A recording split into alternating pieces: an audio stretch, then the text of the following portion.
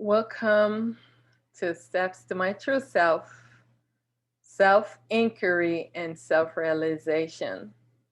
Thank you for joining me today. Hail to the Primal Light. All is myself, and I alone exist.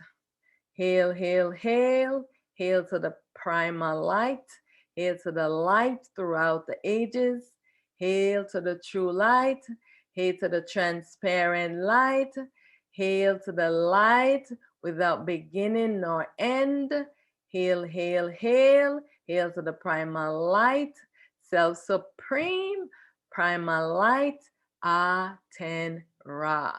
I bow to the primal guru. I bow to the eternal truth. I bow to the great supreme wisdom. I bow to the great supreme intelligence. Hail, hail, hail, hail to the primal light. Thank you again for joining me with Steps to My True Self, Self Inquiry, and Self Realization. We have to self inquire. This is how we will get to know who we are. So today we are asking the question: who am I? What is the source of my existence? How did I come into being?